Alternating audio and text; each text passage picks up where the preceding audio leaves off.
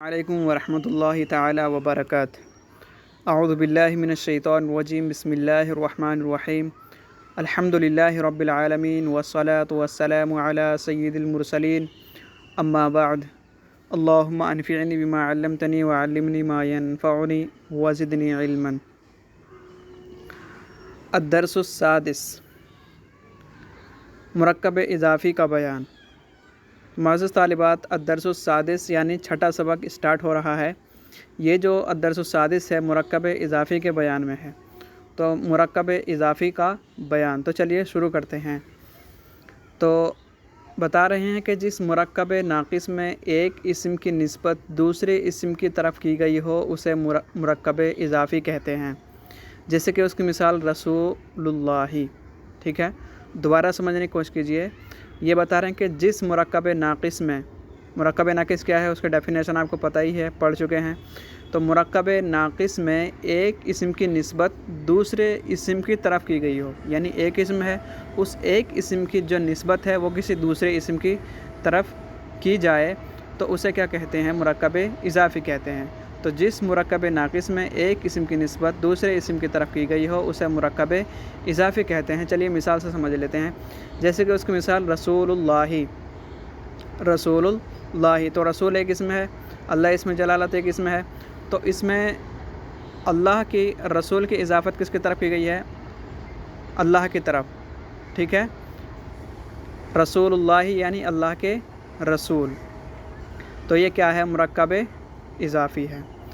پھر مرکب اضافی میں پہلا اسم جو ہوگا مضاف ہوگا اور دوسرا مضاف الیہ ہوگا، یعنی مرکب اضافی میں جو اسم ہوگا، پہلا جو اسم ہوگا وہ مضاف کہلائے گا اور اس کے اندر جو دوسرا اسم ہوگا وہ مضاف الیہ کہلائے گا، ٹھیک ہے۔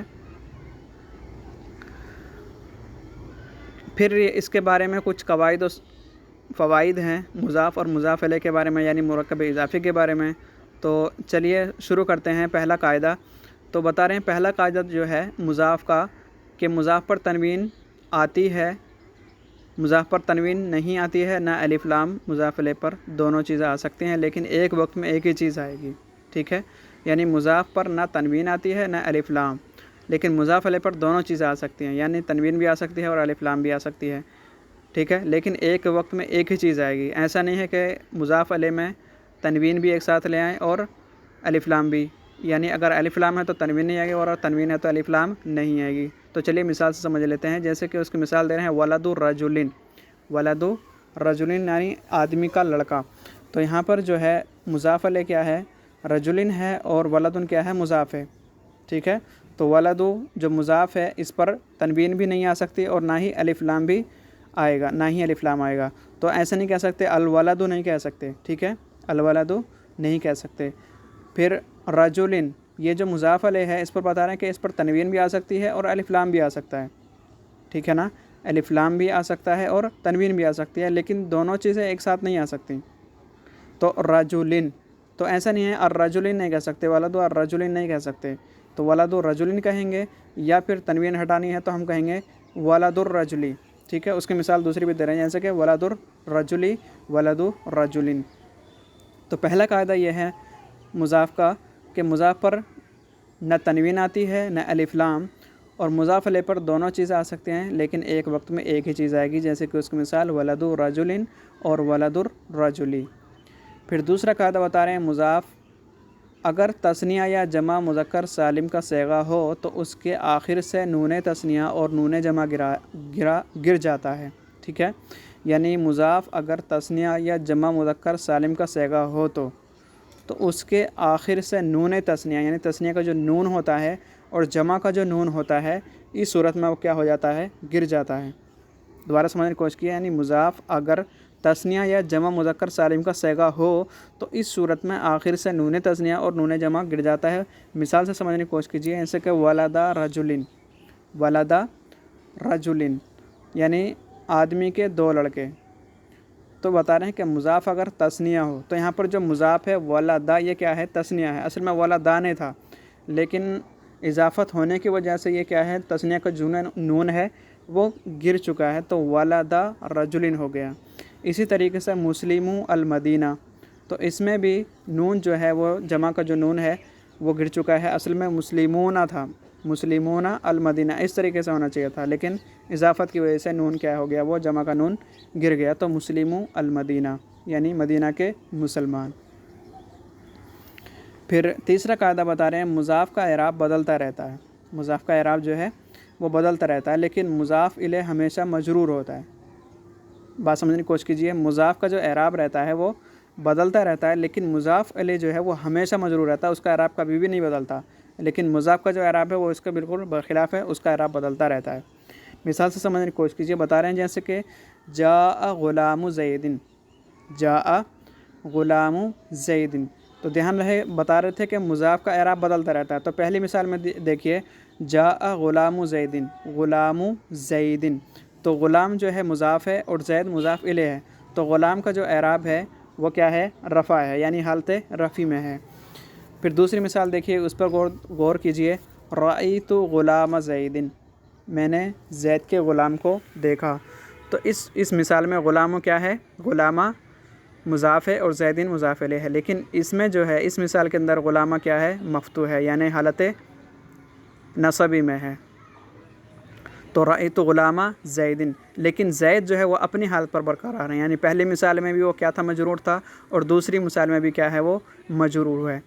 پھر تیسری مثال دیکھیے نظرت الی غلام زیدن، نظرت الی غلام زیدن، میں نے دیکھا زید کے غلام کی طرف. تو اس مثال کے اندر غلام مضاف ہے اور زید مضاف الیہ ہے. لیکن اس مثال میں اس کا جو اعراب ہے، مضاف کا اعراب وہ کیا ہے، حالت جری میں، یعنی اس پر کسرہ ہے. تو اس طریقے سے مضاف کا اعراب جو ہے بدلتا رہا ہے، لیکن مضاف علیہ ہمیشہ اپنی حالت پر ہے، اور وہ کیا ہوتا ہے، ہمیشہ مجرور ہوتا ہے.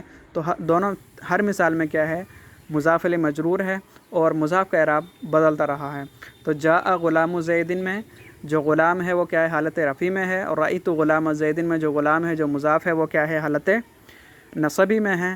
نظرت الی غلام زیدن، میں نے دیکھا زید کے غلام کی طرف، اس میں جو غلام یعنی جو مضاف ہے وہ کیا ہے، حالت جری میں ہے. تو مضاف کا اعراب ہمیشہ بدلتا رہا، لیکن مضاف علیہ ہمیشہ اپنی حالت پر برقرار رہا، اور وہ اس کی جو حالت ہے وہ جر ہے. پھر بتا رہے ہیں چوتھا قاعدہ.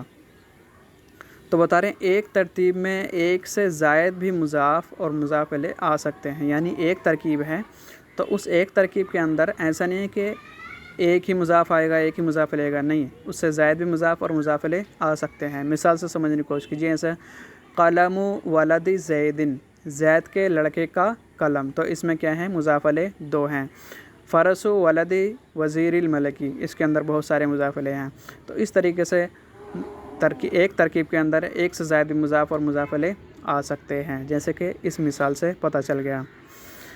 پھر پانچواں قاعدہ، جو نکرہ دوسرے نکرہ کی طرف مضاف ہو وہ نکرہ مخصوصہ بن جاتا ہے. ٹھیک ہے، جو نکرہ دوسرے نکرہ کی طرف کیا ہو، مضاف ہو، وہ کیا بن جاتا ہے، نکرہ مخصوصہ بن جاتا ہے. مثال سے سمجھیں، جیسے قلم ولدن. تو اس کے اندر مثال میں جو دھیان دیں گے آپ، تو قلم کیا ہے، نکرہ ہے، اور ولدن بھی کیا ہے، نکرہ ہے. تو یہاں پر مضاف بھی نکرہ ہے اور جو مضاف الیہ ہے وہ بھی نکرہ ہے. تو جو نکرہ دوسرے نکرہ کی طرف مضاف ہو اس کا نام کیا پڑ جاتا ہے، اس کو کیا کہا جاتا ہے، نکرہ مخصوصہ کہا جاتا ہے. تو قلم ولدن کیا ہے، نکرہ مخصوصہ ہے. اور جو نکرہ معرفہ کی طرف مضاف ہو وہ معرفہ بن جاتا ہے. یعنی جو نکرہ معرفہ کی طرف کیا ہے، مضاف ہے، یعنی اس کا جو مضاف الیہ ہے وہ کیا ہے، معرفہ ہے، تو وہ کیا بن جاتا ہے، معرفہ بن جاتا ہے. جیسے کہ قلم زیدن، زید کا قلم. تو اس مثال میں جو مضاف الیہ ہے زید، وہ کیا ہے، نکرہ نہیں ہے بلکہ کیا ہے، معرفہ ہے. تو یہ کیا ہے، معرفہ ہے. اس لیے کہ جو نکرہ معرفہ کی طرف مضاف ہو اس کا نام کیا پڑ جاتا ہے، معرفہ. تو یہ قلم زیدن یہ کیا ہے، معرفہ ہے. پھر چھٹا قاعدہ بتا رہے ہیں کہ اردو میں پہلے مضاف الیہ اور پھر مضاف آتا ہے، جبکہ عربی میں پہلے مضاف پھر مضاف الیہ آتا ہے. یعنی عربی کا جو قاعدہ ہے وہ بالکل ہی اپوزٹ ہے کس کے قاعدے سے، اردو قاعدے سے. تو اردو میں سب سے پہلے کیا آتا ہے، مضاف الیہ آتا ہے، اور پھر بعد میں کیا آتا ہے، مضاف آتا ہے. جبکہ عربی میں پہلے مضاف اور پھر بعد میں مضاف الیہ آتا ہے. مثال دے رہے ہیں جیسے کہ ماء النہری. تو اس مثال میں جو یہ عربی کی جو مثال ہے، ماء کیا ہے، مضاف ہے، اور النہری کیا ہے، مضاف الیہ ہے. ٹھیک ہے نا. تو نہر کا پانی، جبکہ اردو میں ہم اس کا ٹرانسلیشن کریں گے تو معنی ہوگا نہر کا پانی. تو نہر کیا ہے یہاں پر؟ مضاف الیہ ہے، اور پانی کیا ہے؟ مضاف ہے. تو بالکل اپوزٹ ہے اس کا. تو معزز طالبات، الدرس السادس یعنی چھٹا جو سبق ہے الحمدللہ آج کمپلیٹ ہو چکا ہے. پھر ملتے ہیں اگلے درس کے ساتھ، تب تک کے لیے اجازت دیجیے. السلام علیکم ورحمۃ اللہ تعالی وبرکاتہ.